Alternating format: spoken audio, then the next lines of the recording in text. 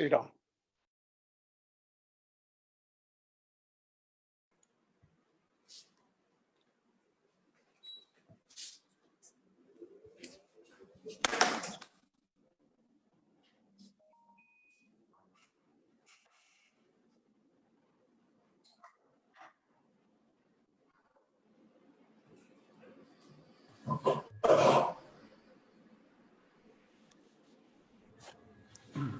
नमस्कार, आप सभी को विद्या भारती उच्च शिक्षा संस्थान की ओर से बहुत बहुत स्वागत, हार्दिक अभिनंदन। आज के कार्यक्रम के हमारे गेस्ट आदरणीय अशोक पांडे सर हमारे साथ हैं और साथ ही साथ डॉक्टर भारत रामानुज सर भी आज हमारे साथ जुड़ चुके हैं। मात्र 1-2 मिनट के अंदर ही हम अपने कार्यक्रम को शुरू करेंगे।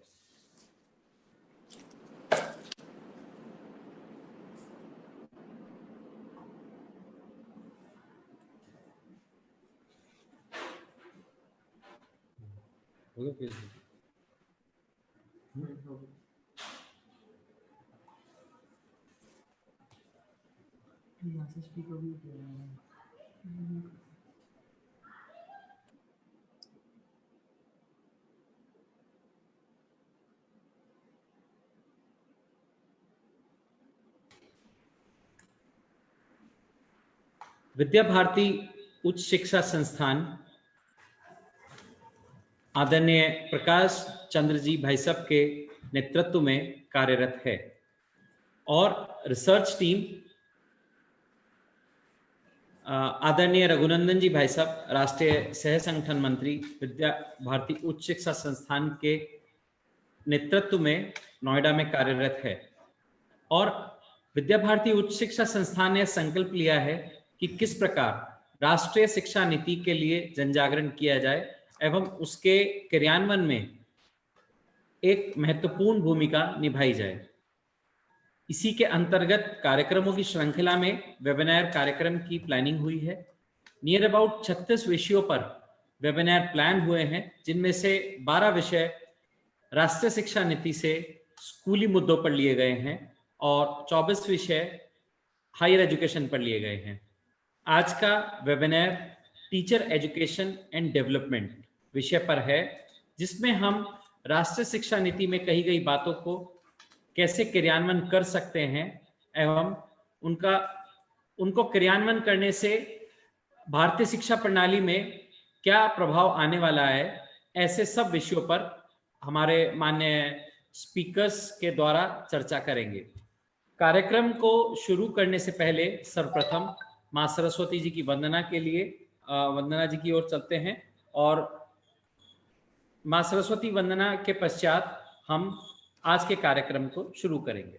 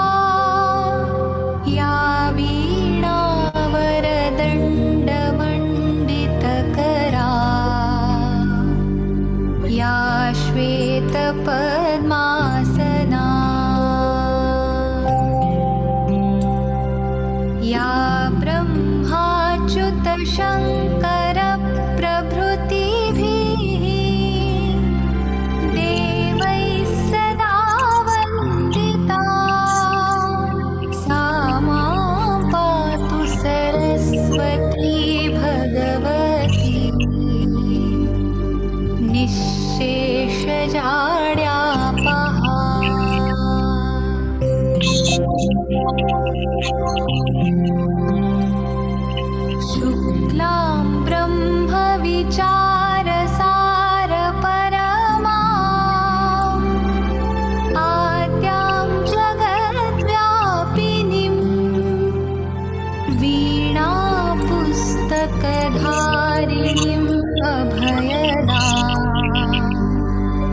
हस्ते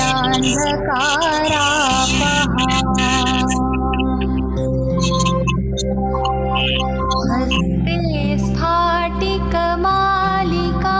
विदधतीं पद्मासने संस्थितां वन्दे तां परमेश्वरीं भगवतीं बुद्धिप्रदां शारदाम्।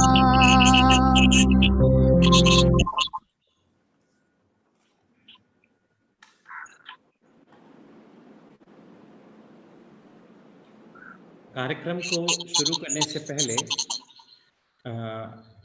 हमारे साथ हमारे राष्ट्रीय संगठन मंत्री आदरणीय प्रकाश जी भाई साहब भी जुड़ चुके हैं। मैं इस वेबिनार कार्यक्रम की श्रृंखला में आदरणीय प्रकाश जी भाई साहब को स्वागत करता हूं, अभिनंदन करता हूं। साथ ही साथ हमारे राष्ट्रीय सह संगठन मंत्री आदरणीय रघुनंदन जी भाई साहब भी जुड़ चुके हैं। मैं आपका भी हार्दिक स्वागत एवं कार्यक्रम में समय देने के लिए धन्यवाद करता हूं। कार्यक्रम को विधिवत रूप से शुरू करने से पहले मेरी आवाज साफ आ रही है ना? हाँ अनुराग जी आगे बढ़िए। ओके धन्यवाद। आज के हमारे जो स्पीकर हैं, मैं सर्वप्रथम आपका परिचय पढ़ता हूं और पहले हम एक स्पीकर को सुनेंगे, फिर दूसरे स्पीकर को सुनेंगे और उसके बाद आपके जो भी प्रश्न होंगे इस विषय पर वो आप हमें टेक्स्ट बॉक्स में भेज सकते हैं। हम उन प्रश्नों को माननीय स्पीकर महोदय के सामने रखेंगे और आपके जो जो चीजें होंगी उस पर हम चर्चा करेंगे। सर्वप्रथम आदरणीय अशोक पांडे सर, मैं अशोक पांडे सर का बहुत बहुत स्वागत और अभिनंदन करता हूं। Ashok Pandey sir is director of Alcon group of schools. Alcon group के स्कूल्स दिल्ली के टॉप 10 विद्यालयों में आते हैं। आप पोस्ट ग्रेजुएट हैं फिजिक्स में इलाहाबाद यूनिवर्सिटी से और फिर आपने कंसल्टेंसी मैनेजमेंट का कोर्स बिट्स पिलानी से किया है। साथ ही साथ Ashok sir is listed by Forbes India 2020 among the top 100 people managers. He has spent near about 3 decades in education sector as a successful principal, author, speaker, researcher and facilitator. Sir has written a book, Launch Your Inspiring Principal Leadership. It's very auspicious that Sir also got a National Teachers Award by President of India in 2012. And Sir sits on governing body of several national organizations. Sir has a vast experience in this field of teacher education and development. As I know, Sir is quite instrumental in many training programs of NUPA and Ahmedabad. I heartily welcome Sir from Vidya Bharati Uch Shiksha Sansthan to kindly give his views on teacher education and development execution as per the NEP policy. Thank you. Thank you Anurag जी। तो मैं अभी शुरू करूं? जी sir, thank you. अच्छा, मैं screen share कर सकता हूं ना? मुझे होस्ट बना दे, मैं स्क्रीन शेयर कर लूंगा।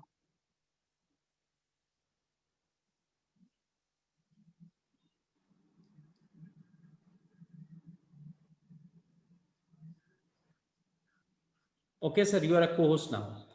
Thank you Anurag ji.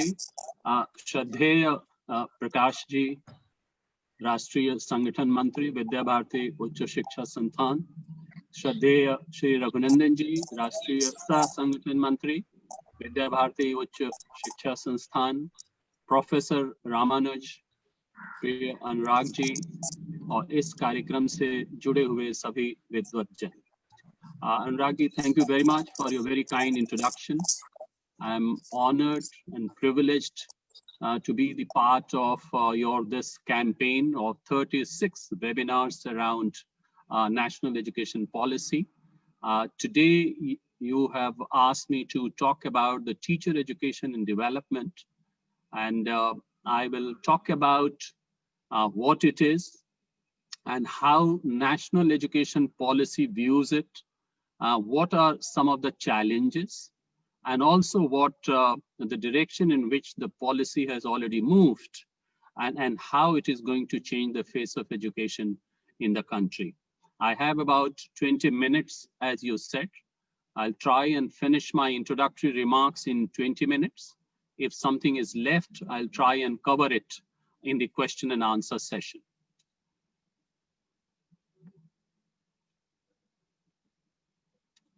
So here I go.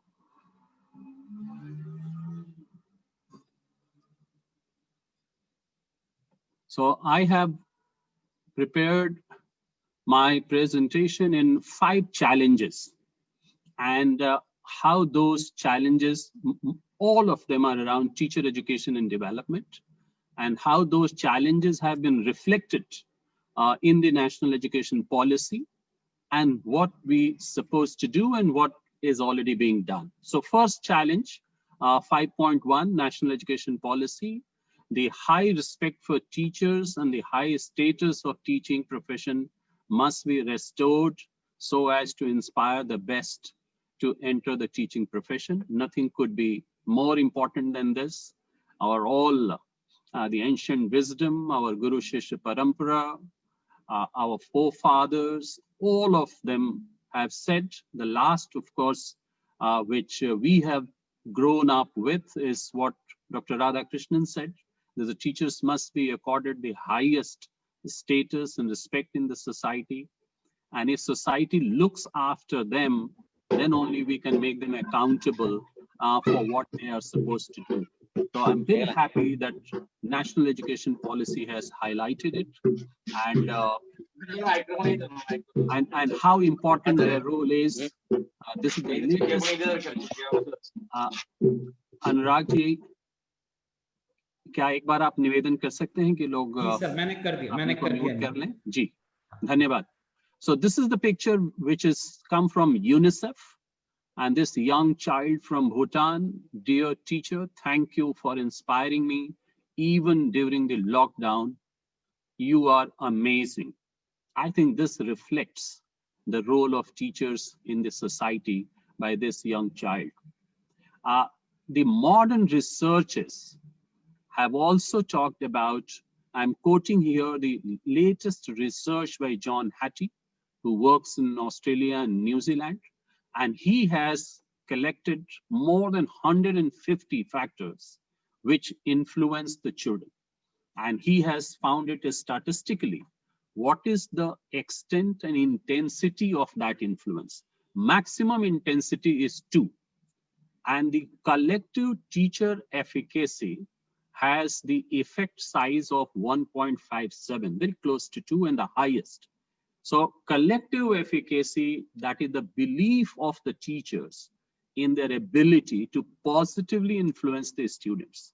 So this is the, I mean, all the hearsay and all the stories and all the anecdotes do have statistical and research evidence also.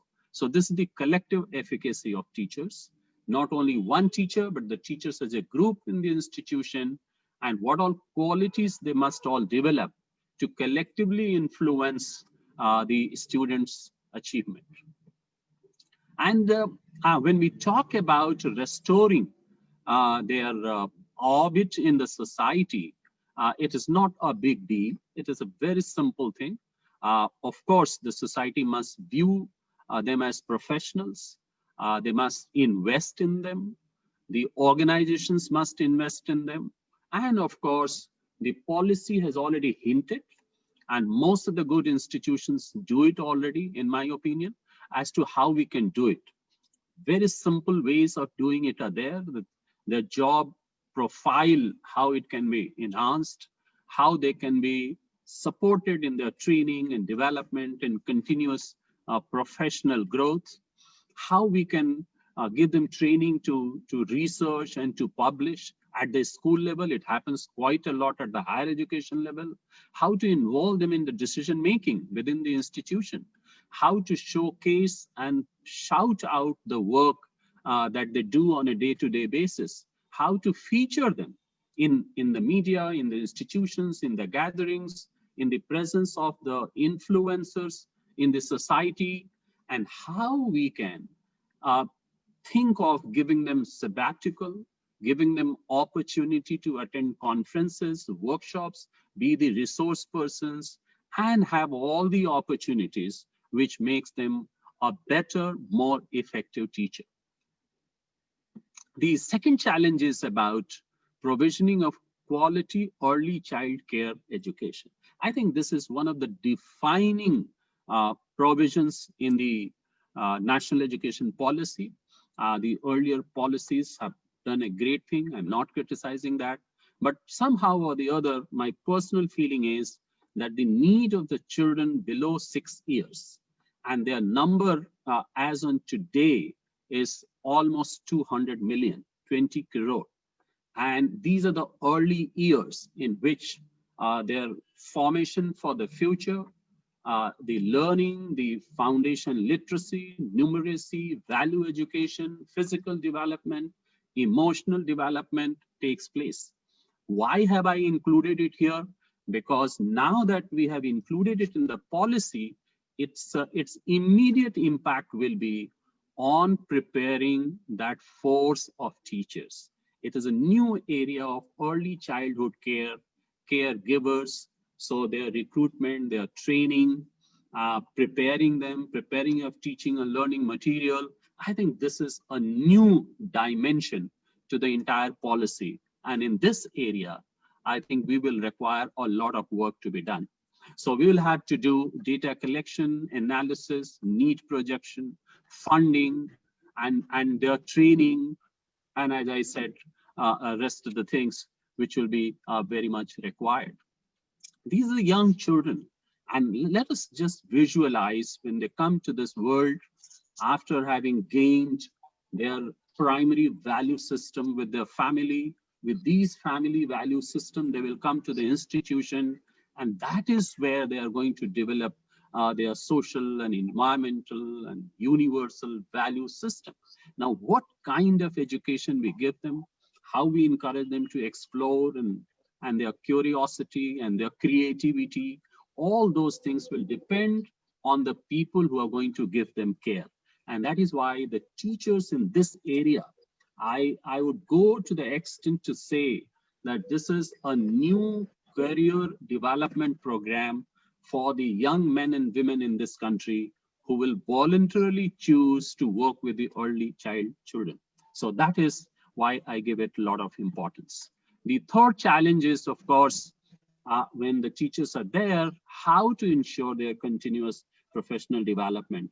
And the teacher will be given opportunities, continuous opportunities for self-improvement and to learn the latest innovations and advances in their profession. That is what the policy says, but how we are going to do it, I will compare it.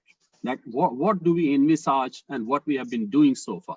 We have been doing what we call the professional development and teacher training. It is not that we have not done it, but what is the difference? The difference here is that earlier, entire professional development was externally regulated. But I think it has to be culturally embedded in the DNA of each institution. It was a short-term intervention. I think it has to be a continuous growth process. It was out of context. Now we have to contextualize it locally with local collaboration.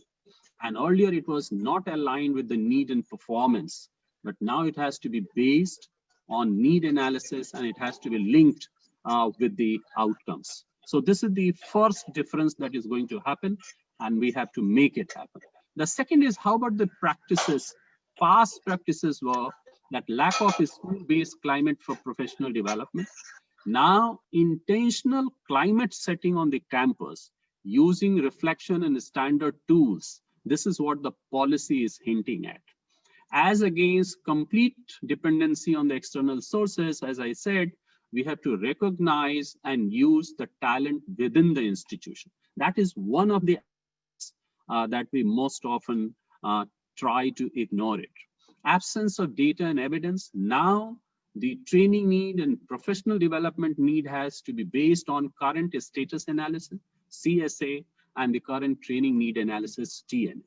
And all this cannot be done by doing casual 1 or 2 workshops here and there. It has to focus on a school-based continuous in-service education, aligning individual and collective efficacy of teachers. So this is the third. And the fourth thing, which is very, very important in my opinion, is that when we move to the new system of continuous professional development, we have to recognize 4 things. The first thing is the teacher, what shift has to take place. In pedagogy, what shift has to take place. In the classroom environment, what shift has to take place.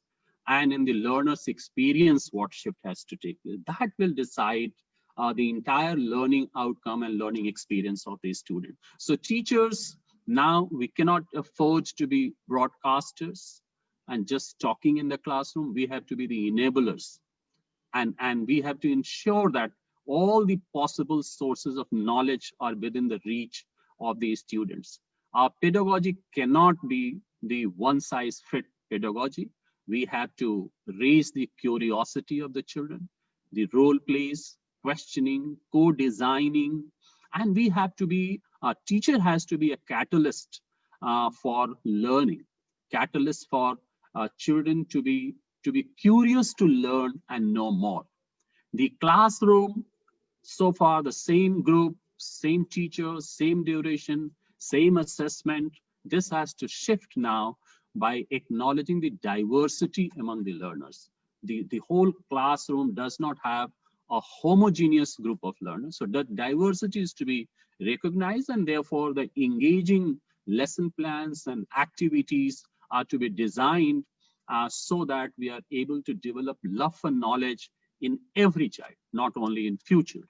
And the learning experience so far has been a stimulus response learning system in which information is doled out, it is consumed, and it is reproduced. No, now we have to do learning by meeting challenges, by experiencing, by having a journey of quest, problem solving, excitement, and ownership of knowledge. So that is the shift that has to take place. And therefore, this diagram I'm suggesting that pre-service teachers will come to the institutions, and that will be their first day. From there, they will have in-service training. They will have continuous professional development in the new format. They will learn how to be a lifelong learner, and that will take them to their journey of first rate. The target for us should be that every teacher moves from first day of her teaching to becoming a first-rate teacher. And that is what this policy is talking about. And for that, what will be required is the teachers, of course, they will come with their technical qualification, their domain knowledge. Of course, they have to become the expertise. And what we call is that the teachers will have to be SMEs, subject matter experts. There is no doubt about it, because that is the minimum that is expected of them. But at the same time, a lot of human, emotional, traits will have to be developed among the teachers to develop in them the love for children and love for teaching and learning.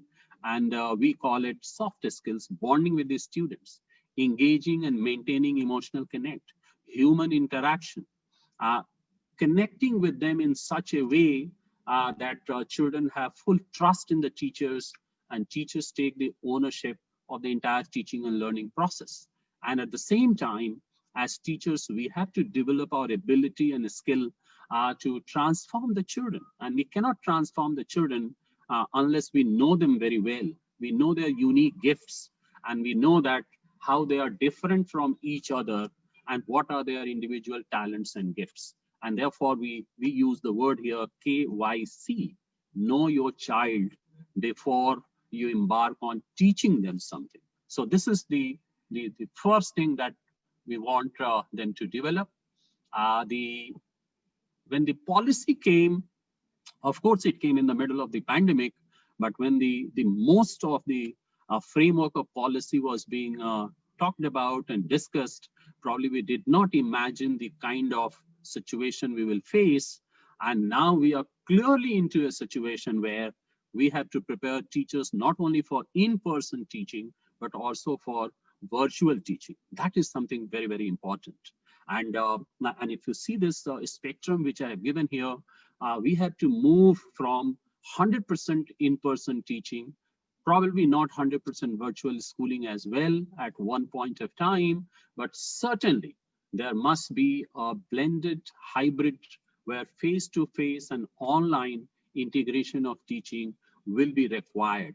And therefore, in addition to all the qualities that we are talking about, teachers' preparation for this new format of teaching and learning will also be required. So what does NEP say about all this? NEP is very clearly saying that there is a comprehensive policy on in-service teacher education, as I said.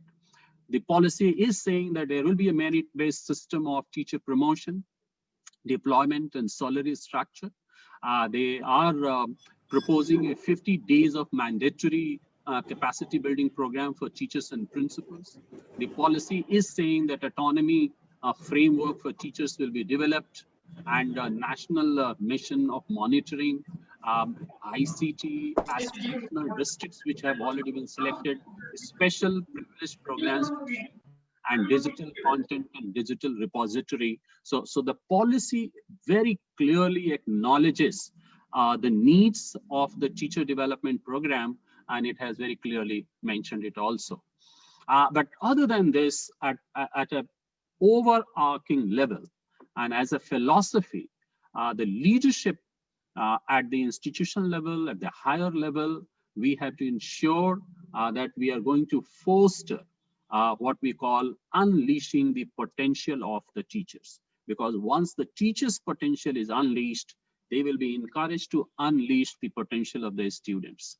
We have to give them stability in their profession, compassionate treatment, optimism about what they are doing, and they should have faith in the system.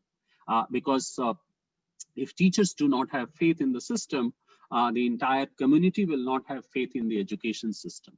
And as I said, in the present scenario, synchronous, asynchronous teaching, caring, compassionate communication, empowering the teachers, making them more resourceful, these will be the needs. And these are those points which I'm trying to flag so that the teachers are able to do well.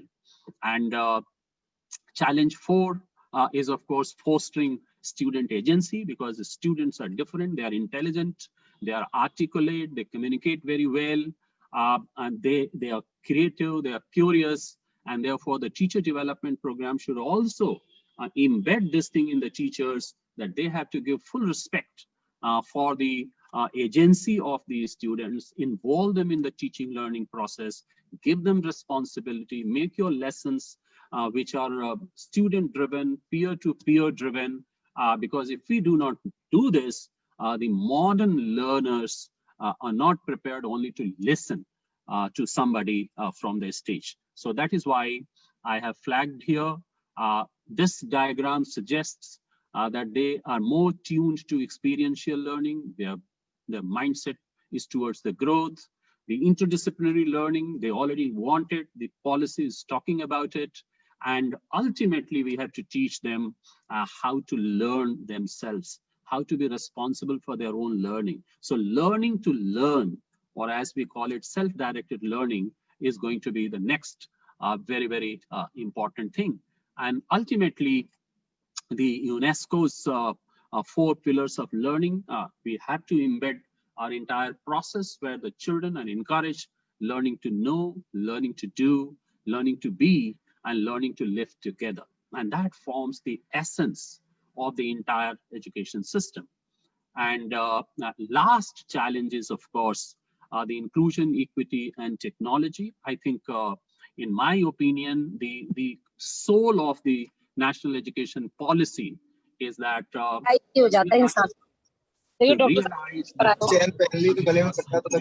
learning, which means excellence for every child. early childhood's foundation to lifelong learning, and within the country and across the globe, preparing children for global citizenship. And therefore, my proposal here is that success and sustainability of the society will depend on equity, excellence for every child. So that is the soul, in my opinion, of the policy. So what policy has already benchmarked for itself is a state school standards authority will be set up. National professional standards for teachers will be set up. Teacher education institutions will be reformed. Monitoring and measuring learning through interventions. And as I said, ECC, I have already said, a new assessment body will be encouraged. That is something very, very important.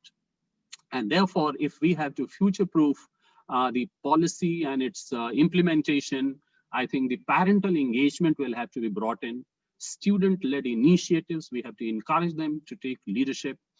Professional networking of teachers will have to be encouraged, and teacher and student group work will have to be brought into our teaching and learning process. So this is how I look at the policy. This is how I look at the role of the teachers, and I end my case here by joining all of you in reiterating that these are the children who are little minds today maybe, but they will make the big difference tomorrow. And that is why, to prepare them for tomorrow, we have to prepare ourselves today. So with this, I rest my case here. Thank you very much for giving me this opportunity. And in the question and answer session, I'll be able to answer if some questions arise out of it. So thank you, Anuragji, over to you. Thank you, sir. Thanks a lot. And I think we come to know especially many good points, sir, the way he delivered. Sir ने जैसा कि हम सब लोगों को बताया है, मुझे लगता है कि एक हमें स्टार्टिंग के लिए सेशन को बहुत सुंदरता से करने के लिए एक समझ तो बनी है. अब हम चलते हैं अपने सेकंड स्पीकर की ओर, doctor B Ramanuj sir. Sir, मैं विद्या भारती उच्च शिक्षा संस्थान की ओर से आपका स्वागत और हार्दिक अभिनंदन करता हूं. B Ramanuj sir is a professor and head of Department of Education, Saurashtra University, Rajkot. Sir is a postgraduate in Commerce, M.Ed, LLB and PhD. He had a very long experience of 23 years and his focus is main into teachers' education. Sir has also awarded 14 students with a PhD degree in education only. So I think for today's topic, Sir would also enlighten us through his views. I welcome B. Ramanuj sir.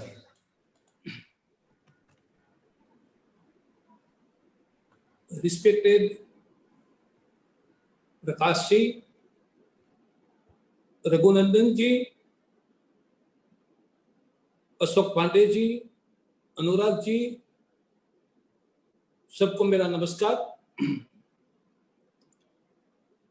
मुझे लगता है कि अशोक पांडे जी ने जो NEP में बताई और हमें क्या करना है, वो सब बातें अच्छी तरह से यहाँ रखी. मैं जो बात करने वाला हूँ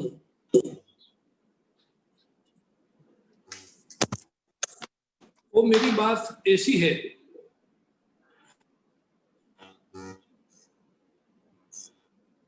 हेलो, हाँ, मेरी बात ऐसी है कि व्हाट इज ग्राउंड रियलिटी. मैं सभी से रिक्वेस्ट करता हूं कि कृपया बीच में आप अपने आप को अनम्यूट ना करें. मैं रेगुलर वैसे म्यूट कर रहा हूं, लेकिन मेरी रिक्वेस्ट है. Thank you. Over to you sir. मैं जो बात करने वाला हूं, ये मेरी बात ये है कि व्हाट इज ग्राउंड रियलिटी. अगर टीचर इंस्टीट्यूट की क्वालिटी हमें अच्छी तरह से लानी है तो उसका दो तरीका होता है. एक बात जो अशोक पांडे जी ने बताई वो आइडियल है और हमें करना है, लेकिन उसके साथ साथ ग्राउंड रियलिटी क्या है और इसमें हम क्या कर सकते हैं। मुझे लगता है और मुझे कहने में कोई दिक्कत नहीं है कि हम सब टीचर इंस्टीट्यूट की क्वालिटी के बारे में सतत चिंतित हैं। इसीलिए पहले हमें ग्राउंड रियलिटी अभी कैसी है और इसके बारे में ये जो राष्ट्रीय शिक्षण नीति शुरू हो रही है और साहब जी ने बताया कि टीचर के लिए हाई रिस्पेक्ट और हाई स्टेटस के लिए भी एनईपी में उल्लेख किया है। तो मुझे ये बताना है कि कौन कौन से स्टेप्स पे हम ये विद्या भारती पूरे भारत में जो शिक्षा में काम कर रही है, टीचर इंस्टीट्यूट में जो काम कर रहे हैं, लेक्चरर है, एसोसिएट प्रोफेसर है, असिस्टेंट प्रोफेसर है, प्रोफेसर है, प्रिंसिपल है, कोई जगह एचओडी है, डीन की जवाबदारी हम देख रहे हैं। तो हमारी जिम्मेदारी ग्राउंड लेवल पे जो काम हो रहा है उसकी है। तो इसके लिए हमें क्या करना है, तो मैं शुरू करूं कि जो टीचर इंस्टीट्यूट के लिए काउंसिल है एनसीटी, उसका रोल हमें लगता है कि कुछ न कुछ हमें पसंद नहीं है, टीचर इंस्टीट्यूट की क्वालिटी में भी अच्छा नहीं हो रहा है। इसके लिए जिम्मेदारी किसी न किसी तरह काउंसिल की थोड़ी भी होती है, लेकिन उसके लिए काउंसिल नहीं होनी चाहिए ऐसा हमारा सुझाव नहीं है, वैसा हमें नहीं करना है, ये मेरी सोच है।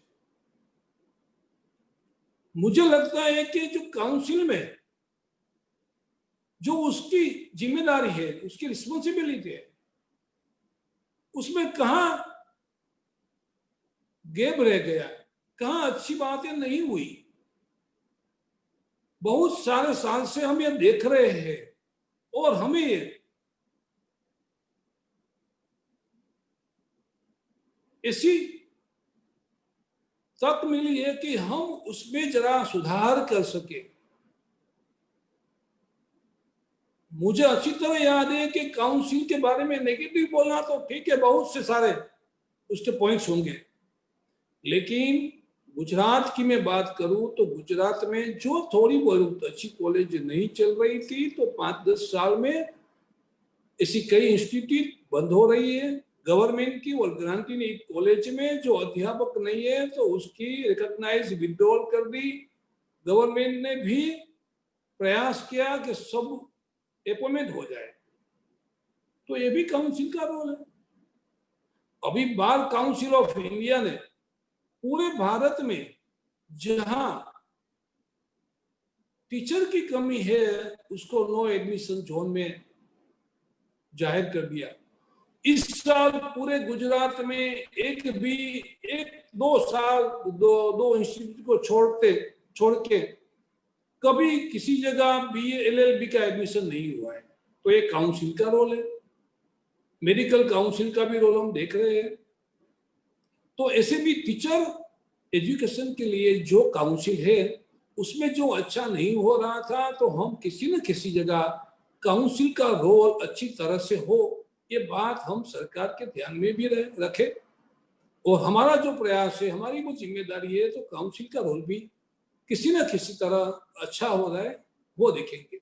लेकिन मुश्किल ये है कि पूरे काउंसिल समझो कि WRC है, NRC है, तो उसके कार्य क्षेत्र में जितनी भी कॉलेज है तो वो डायरेक्ट वहां जाके उसका एकेडमिक बाबत एडमिनिस्ट्रेशन देखेंगे और उसमें सुधार लाएंगे, इसकी हमारी अपेक्षा है, तो वो ठीक नहीं है।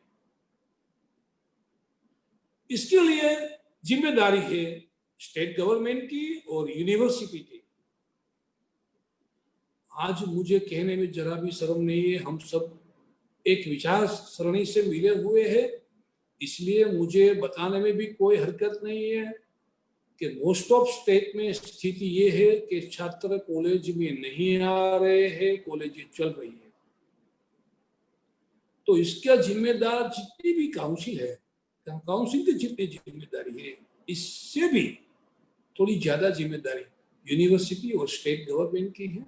स्टेट गवर्नमेंट की जिम्मेदारी यही है सिर्फ, मुझे लगता है कि जो ग्रांटिंग नहीं है सरकारी है उसमें पूरा फंडिंग होए, उसकी जो टीचिंग पोस्ट है वो पूरी हो जाए, उसका अपॉइंटमेंट हो जाए। यूनिवर्सिटी की जो जिम्मेदारी है उसकी एफिलिएटेड कॉलेज जो है सब किसी न किसी तरह से वो यूनिवर्सिटी से एफिलिएटेड है, तो उसका एकेडमिक उसका एडमिनिस्ट्रेशन अच्छी तरह से हो जाए, वो भी यूनिवर्सिटी को देखना है। कहीं जगह यूनिवर्सिटी की ये जो रिस्पॉन्सिबिलिटी है वो अच्छी तरह से नहीं हुई है, इसीलिए ये गड़बड़ हुई है। तो मुझे लगता है कि काउंसिल के साथ साथ स्टेट गवर्नमेंट और यूनिवर्सिटी की भी जिम्मेदारी है कि ये जो ग्राउंड रियली अशोक पांडे जी ने बात कही वो आइडिया है, वो हमें करनी ही है। लेकिन क्या होता है कि जब इंप्लीमेंट की बात होती है तो ये जो उसका हायर किसी न किसी कुछ हमारी वीकनेस रह जाती है और अच्छी तरह से हम टीचर ट्रेनिंग इंस्टीट्यूट नहीं उसकी क्वालिटी में फेरफार नहीं कर सकते, अच्छी क्वालिटी नहीं कर सकते हैं। तो मुझे लगता है कि ये स्टेट गवर्नमेंट और यूनिवर्सिटी की जिम्मेदारी है। इससे आगे भी हम देखें तो मैनेजमेंट के में आज सेल्फ फाइनेंस कॉलेज जो ग्रांटिंग एड से और गवर्नमेंट कॉलेज से ज्यादा है, इसीलिए मैं उसकी मैनेजमेंट की डायरेक्ट चर्चा नहीं कर रहा हूँ। फिर भी गुजरात में और भारत में और सारे राज्यों में ऐसा मैनेजमेंट भी है कि जो अच्छी तरह इंस्टीट्यूट चलाना चाहती है, पर मैं उसे छोड़ के मैं आऊंगा डायरेक्ट ये प्रिंसिपल और टीचर एचओडी जो काम कर रहे हैं उसकी जिम्मेदारी है। सबसे ज्यादा किसी की जिम्मेदारी है तो प्रिंसिपल है, एचओडी है डिपार्टमेंट के और टीचर है, उनकी सबसे ज्यादा जिम्मेदारी है। किसी जगह काउंसिल ने नहीं किया कि छात्र नहीं आएंगे तो चलेंगे, किसी जगह स्टेट गवर्नमेंट ने भी ऐसा रोल नहीं रखा, तो ये जिम्मेदारी टीचर्स की है, प्रिंसिपल की है। और मुझे लगता है कि अच्छी तरह से ये टीचर, प्रिंसिपल और एचओडी की जो कार्य करने की जिम्मेदारी है उसको अच्छी तरह से निभाने की व्यवस्था भी हम सोचे। यूनिवर्सिटी को, स्टेट गवर्नमेंट को, सेंट्रल गवर्नमेंट को, काउंसिल को भी हम ये सुझाव करें कि इतनी बातें जिसकी जिम्मेदारी है वो अच्छी तरह से होनी चाहिए। मुझे लगता है कि ये council, university, state government, management, principal, HOD और टीचर, ये सब मिलके टीचर इंस्टीट्यूट की क्वालिटी की जिम्मेदारी रहती है। तो टीचर भी जब काम करते हैं कॉलेज में तो उसकी भी जिम्मेदारी रहती है और अच्छी तरह से वो कहीं ना कहीं नहीं निभा रहे हैं। इसीलिए हमें तो बहुत साल से मैं देख रहा हूं कि अच्छी तरह से ये कॉलेज नहीं चल रही है, अच्छी तरह से क्लासरूम टीचिंग नहीं हो रहा है, अच्छी तरह से ट्रेनिंग की जो बातें हैं टीचर ट्रेनिंग की वो नहीं हो रही है, वैल्यू की तो हम बात ही नहीं कर सकते, ऐसी स्थिति है। तो ये सब बातें देखकर हमारी जिम्मेदारी क्या है।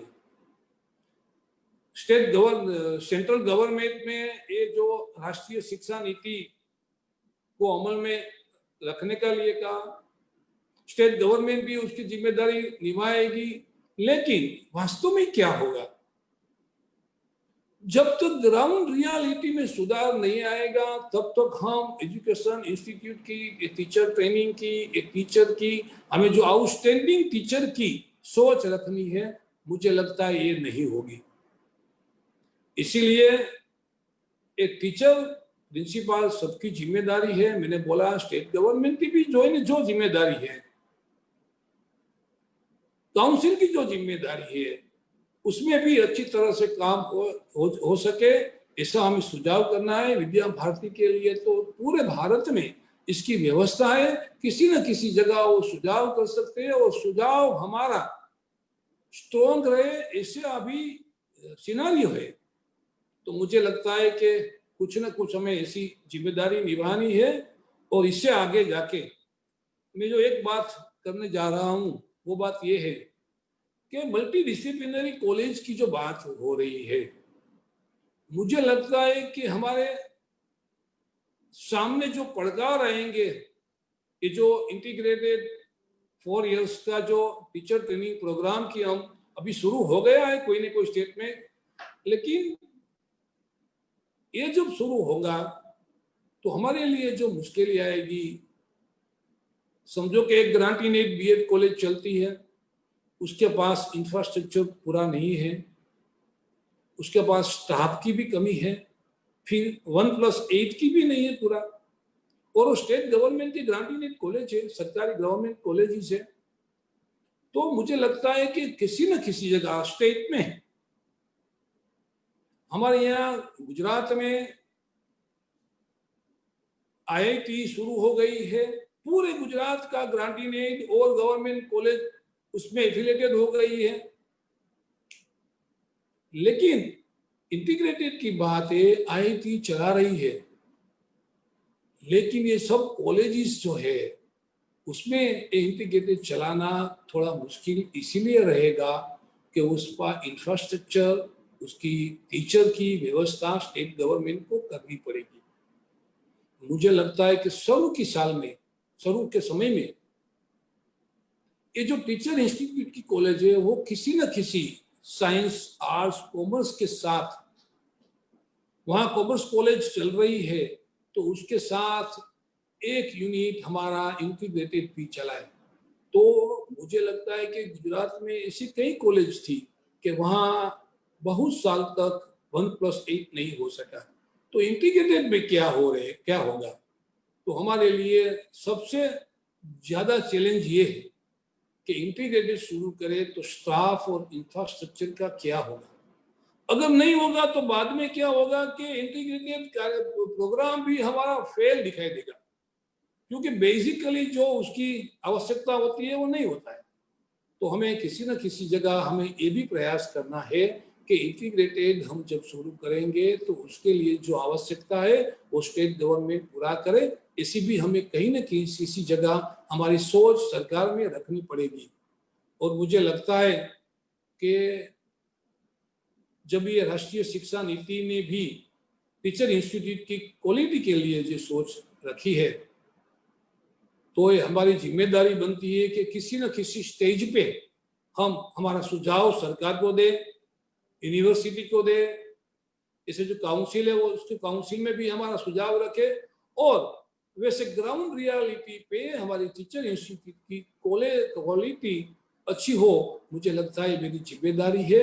अशोक पांडे जी ने जो बात रखी वो एकदम आइडियल बात है, एनईपी में दिखाई गई, और हमारी सोच, हमारा लक्ष्य वही है। हम ग्राउंड रियलिटी से शुरू करेंगे तो मुझे लगता है कि अशोक पांडे जी ने जो बात बताई वहां तक वो आइडियल बात है, वहां तक हम पहुंचने में हमें सरलता रहेगी। मुझे लगता है कि मुझे इससे ज्यादा कुछ नहीं कहना है। हमारे सब इसी इंस्टीट्यूट में हम कहीं ना कहीं काम करते हैं, तो ग्राउंड रियलिटी पे उसकी क्वालिटी की जिम्मेदारी हमारी है। तो हम किसी न किसी जगह इसको अच्छी तरह से काम कर सके। मुझे लगता है कि आज के दिन में आइडियल क्या है और ग्राउंड रियलिटी क्या है, दोनों को हम मिलकर काम करेंगे तो मुझे लगता है कि वास्तव में क्वालिटी आएगी। जब तक ग्राउंड रियलिटी में सुधार नहीं आएगा हम क्वालिटी की अपेक्षा नहीं रख सकते। मुझे लगता है कि ग्राउंड रियलिटी में भी किसी न किसी तरह सुधार आए, इसी हमारी जिम्मेदारी रहती है। Thank you all.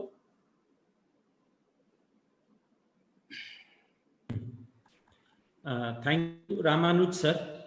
वास्तविकता में जो आज एक मेन प्रॉब्लम को आपने रखा, teachers training institute and education in India, अगर हम देखें तो जस्टिस जे.एस. वर्मा कमीशन की रिपोर्ट भी जो थी 2012 में, it says the same thing, that teacher education, especially 92% of teachers education institution in the country are privately owned.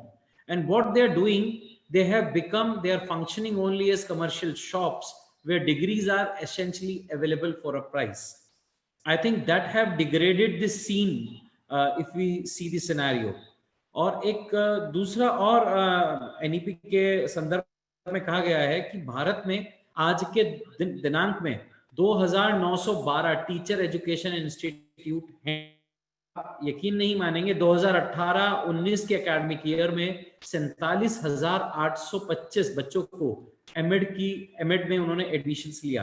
But if you talk about the quality, then the numbers are into the percentage of 10 or 15 that the quality teachers are getting out from these colleges.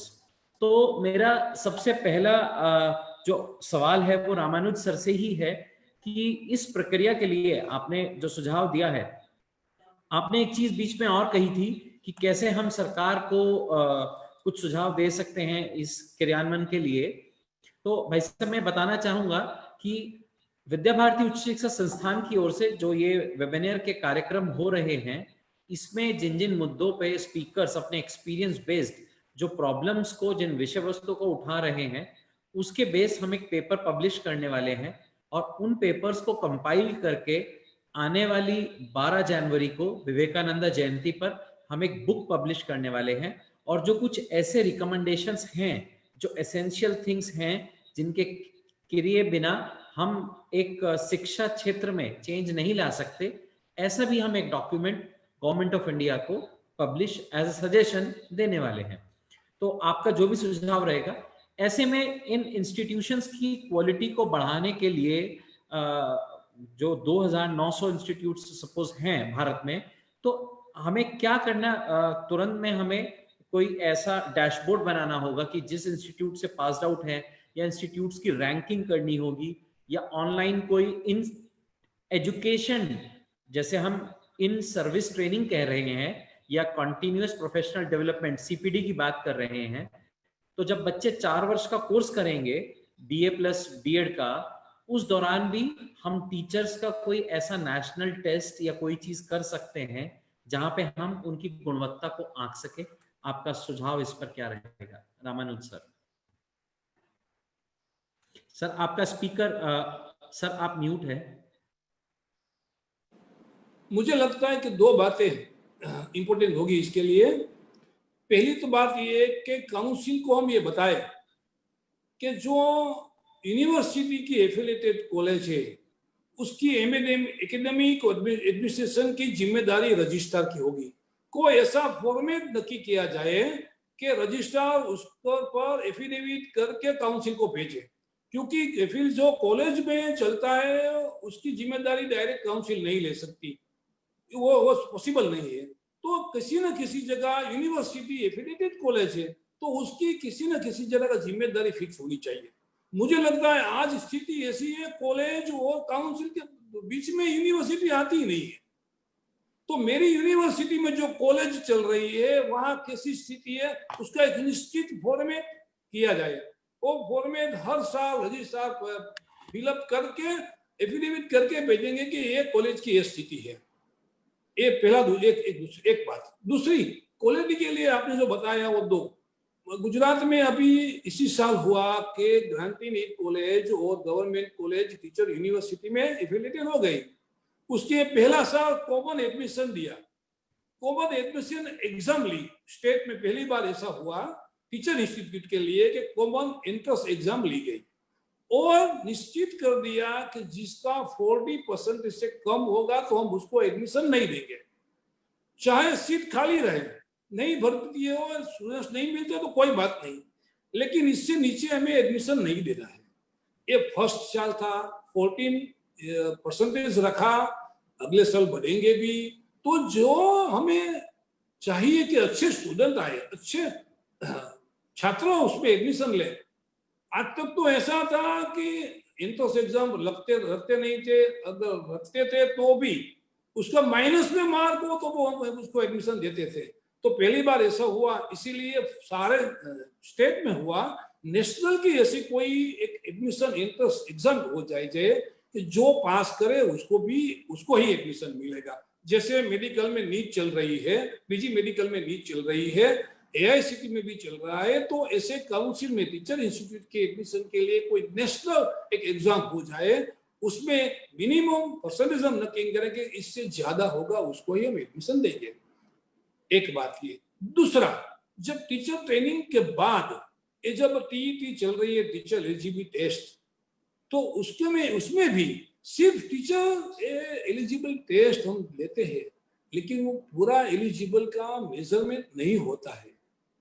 Teacher की जो जिम्मेदारी होती है, तो उसके लिए मुझे लगता है बहुत मुश्किल है। लेकिन ये सिर्फ टीईटी से नहीं, और भी कोई डेमोन्स्ट्रेशन हो जाए, टीचर का एक दो बार एक लेक्चर उसका हो जाए, प्रैक्टिकली जो वो ट्रेनिंग लेते हैं वास्तव में वो क्लास में पढ़ाएंगे, तो क्या पढ़ाएंगे, कैसे करेंगे। रिटर्न में तो हम चलो अच्छा मार्क ले लिया, लेकिन उसका डेमोन्स्ट्रेशन भी हो जाए जो जहां पढ़ाते हैं, मुश्किल होगा। लेकिन किसी न किसी तरह से टीईटी के साथ उसकी भी क्वालिटी टीचर जो टेस्ट लेते हैं उसकी भी कोई ना कोई फेरफार करके हम ऐसा करें कि टीईटी के लिए जो सिलेक्ट हुए वो अच्छे ही छात्र आए। तो टीईटी में भी कुछ सुधार हमें लेना है, एंट्रेंस एग्जाम रखनी है, और काउंसिल की थोड़ी जिम्मेदारी यूनिवर्सिटी को देनी है। और काउंसिल ये भी फिक्स करे कि जो टीचर का जो रेशिया है, टीचर की जो अपॉइंटमेंट करनी है, वो स्टेट गवर्नमेंट पूरा करे। स्टेट गवर्नमेंट पूरी अपॉइंटमेंट करे, यूनिवर्सिटी के रजिस्ट्रार की जिम्मेदारी रखनी है, एंट्रेंस एग्जाम लेनी है, और टीईटी में सुधार लाना है। मेरे दृष्टि से 4 बाबत तो अभी मेरे ध्यान में आ रही है। Thank you sir.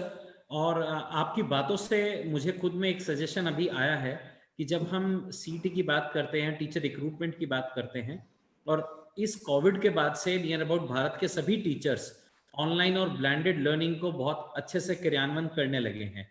हम ऐसा भी कर सकते हैं कि कोई एक ऐसा सॉफ्टवेयर निर्मित करें, सरकार को सजेशन दें कि कोई भी कैंडिडेट है वह अपना एक आधा घंटे का वीडियो पढ़ाते हुए बनाकर उस पर अपलोड करे, जिससे कि अगर मेन चीज उसका प्रोनाउंसिएशन, उसका सब्जेक्ट नॉलेज, उसका डिलीवरी, वो सब चीज एक वीडियो में चेक हो सकता है। वह उस वीडियो को बनाने के लिए बहुत मेहनत करे, लेकिन अगर वो मेहनत भी करेगा तो हमारा अंतिम उद्देश्य ये है कि टीचर का निर्माण हो, तो वह हो सकता है। सर बहुत बहुत थैंक यू इसके लिए। और सर, मैं अपने एक बात बोलूं मैं सर? जी सर, मेरे ध्यान में आई थी, रह गई, कि हमें कॉमन सिलेबस करना है जी पूरे नेशनल का।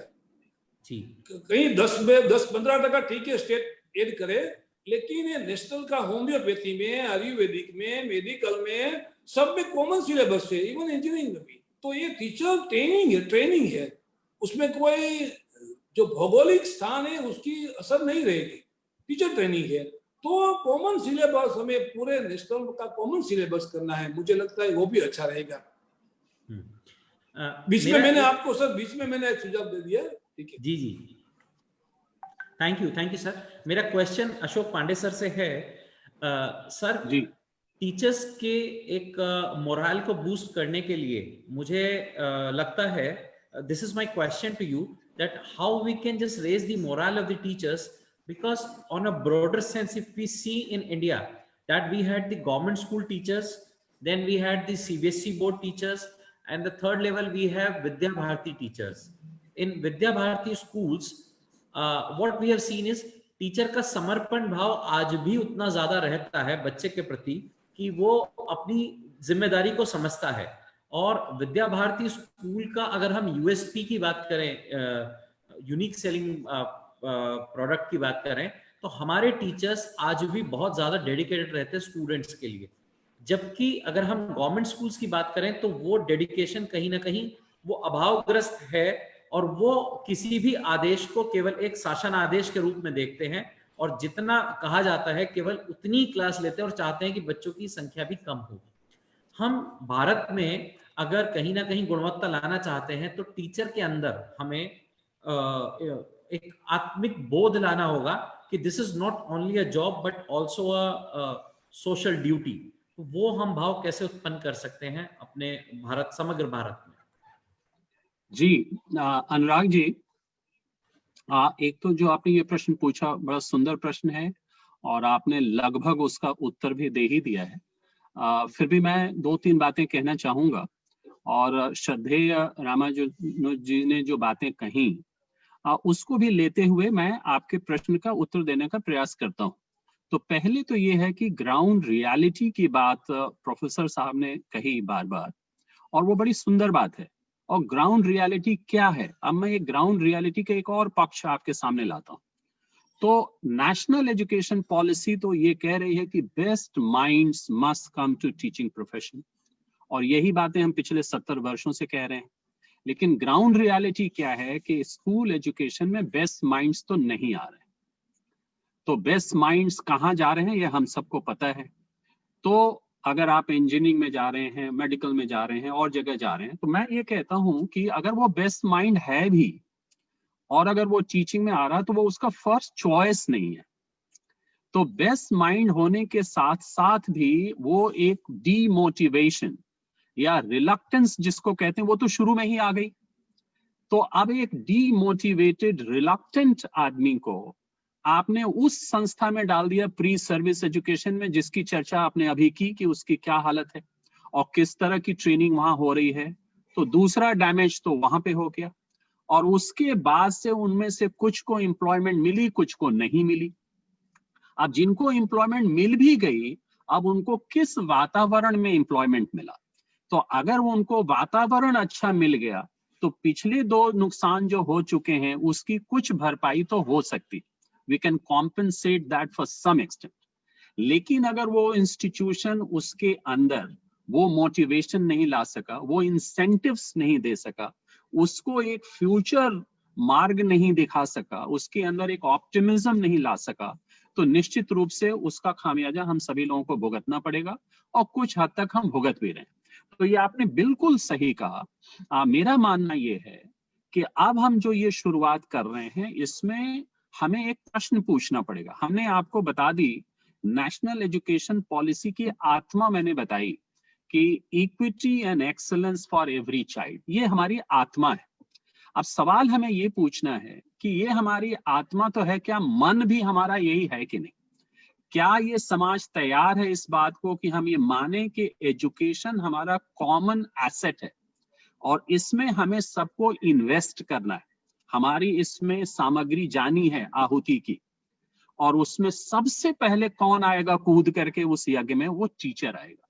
तो क्या हम टीचर का जो प्रोफेशन है उसे नेशन बिल्डिंग, कैरेक्टर बिल्डिंग, समाज वृद्धि और समृद्धि से अगर जोड़ें और तब फिर एक ये मुहिम बनेगी। नहीं तो अभी तो काफी समस्याएं हैं, और नेशनल एजुकेशन पॉलिसी में यही बात बार बार कही जा रही है कि आप देखिए टीचिंग प्रोफेशन को और किसी प्रोफेशन से तुलना मत करिए, क्योंकि अगर आपने उससे तुलना शुरू कर दी तो आप देखिए manufacturing of a material and manufacturing and architecting the future of a child, these are 2 different things. तो आपके अंदर वो त्याग हो, वो प्यार हो, बच्चों के साथ आगे बढ़ने का हौसला हो। हमारे शास्त्रों में क्या कहा गया? हमारे शास्त्रों में यही कहा गया है कि सहना भवतु सहनौ भुनक्तु, कि बच्चा और टीचर एक साथ पढ़ें और लिखें, एक साथ ग्रो करें, एक साथ वो तेजस्वी बने, एक साथ वो पढ़ने पढ़ाने के फायदे को उठाएं, उनके अंदर कोई द्वेष ना हो। माँ विद्विषा भवै। तो आप देखिए हम उस परंपरा से आ रहे हैं, और हमने अगर टीचिंग प्रोफेशन को उस सांचे में नहीं डाल पाए तो उसके ये सारे प्रॉब्लम्स हैं। तो अब कुल मिला के आपके प्रश्न का उत्तर यही है कि हमें टीचिंग को नेशन बिल्डिंग और कैरेक्टर बिल्डिंग से जोड़ना पड़ेगा।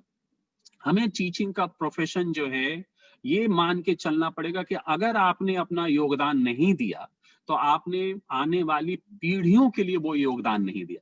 क्या हम इस भावना का संचार और इस भावना से यंग पीढ़ी को ओत और प्रोत कर सकते हैं कि नहीं, ये सोचने की जरूरत है। और बीच में एक चर्चा हुई, आपने कहा कि टीईटी टीचर एलिजिबिलिटी टेस्ट होना चाहिए, लेकिन उसकी क्या स्थिति है अभी? जो हमारे टीईटी में जा रहे हैं बच्चे, उनका जो पास परसेंटेज है वो 3 से 4-5% है। अब सोचिए कि जिस बच्चे ने ग्रेजुएट किया, पोस्ट ग्रेजुएट किया, बीएड किया, वो टीचर एलिजिबिलिटी टेस्ट में केवल 5%, अब वो बढ़ के थोड़ा और बढ़ा है क्योंकि हमने उस टेस्ट को थोड़ा डाइल्यूट किया है। तो हमारी समस्याएं हैं और उससे हमें सुलझाने की जरूरत है। प्रोफेसर रामानुज ने जो एक और बात कही कि टीचर एलिजिबिलिटी टेस्ट को हमें विस्तारित करना होगा, ये बिल्कुल सही है कि केवल एक रिटन टेस्ट से उनको आप आंक नहीं सकते हैं। उनका जो है व्यक्तित्व, उनका एटीट्यूड, आपने कहा उनके पढ़ाने की शक्ति, उनका कम्युनिकेशन, उनका रिसोर्सफुलनेस, इसकी भी आवश्यकता है।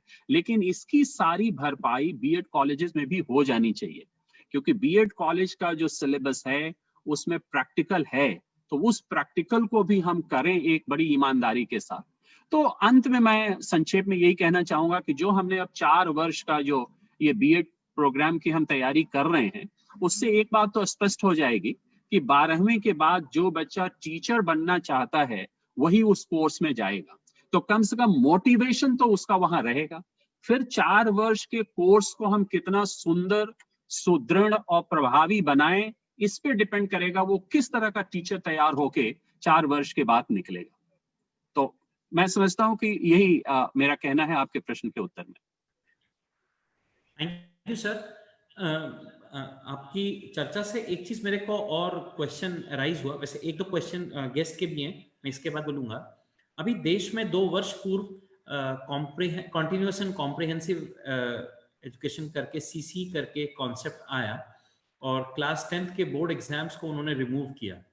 और इसमें चूंकि मैं एक स्कूल से संबंधित भी हूँ, मैंने देखा कि जो छोटे छोटे स्कूल्स हैं उन्होंने क्या किया कि जो बहुत सारे पैरामीटर्स पे बच्चों को जज करना था, जज करने के बजाय स्टाफ रूम में बैठ के एबीसी का गेम खेला कि भाई किसी को कुछ भी दे दिया और एक रिपोर्ट कार्ड को तैयार कर दिया।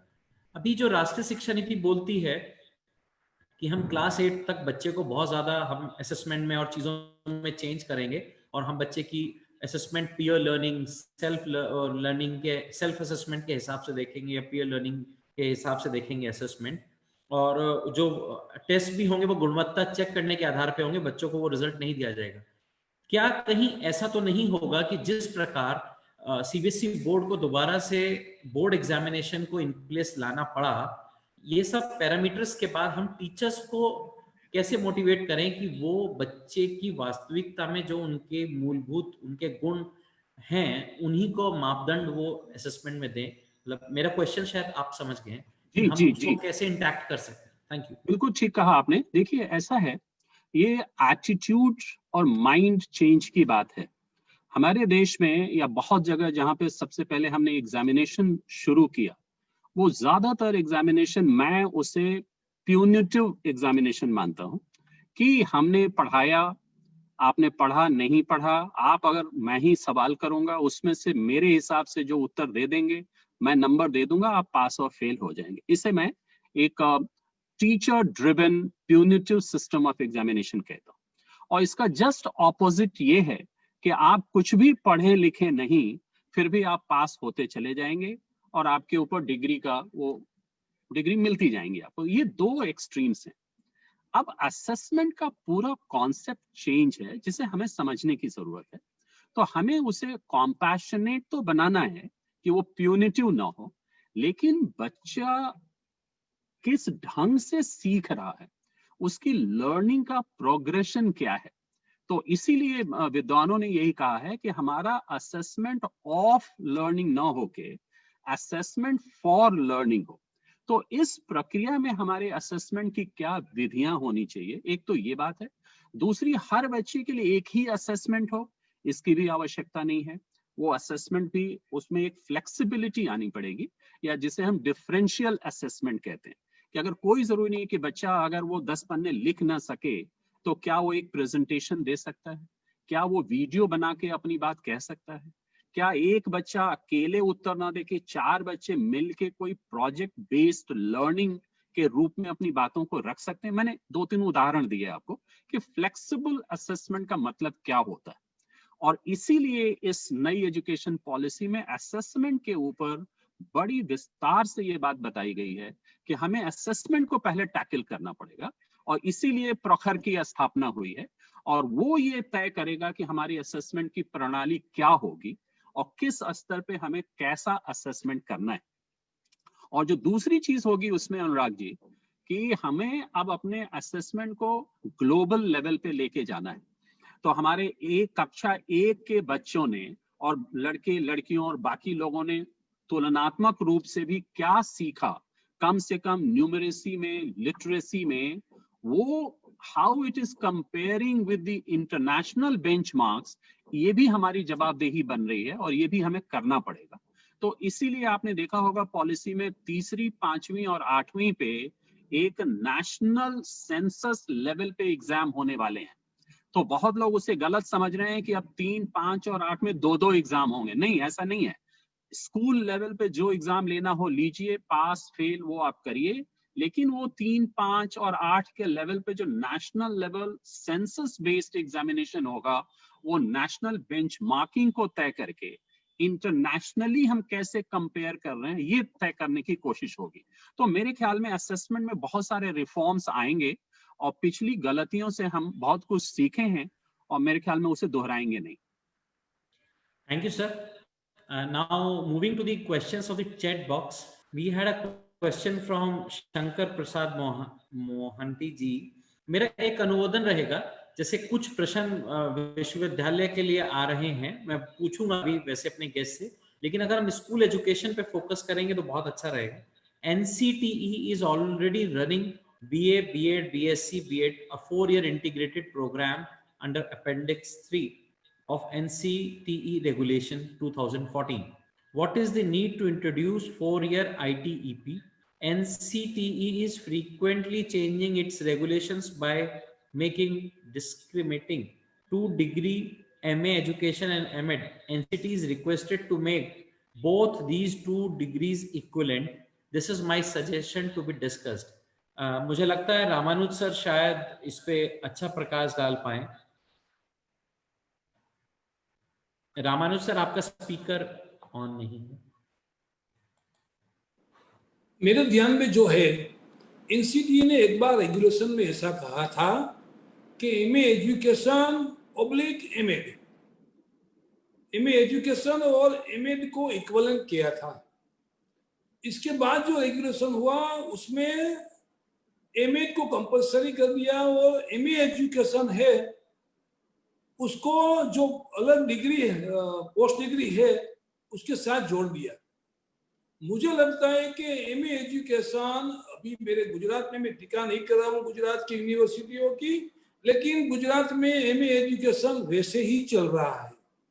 मुझे लगता है कि हमें ऐसा करना चाहिए कि एमए एजुकेशन हो, एमएड हो या और कोई मास्टर डिग्री कोर्स हो या बीएड का, तो वो एनसीटीई की जो परमिशन से ही चल रहा है वैसे ही कोर्स को हम क्वालिफाइड करेंगे तो अच्छा रहेगा।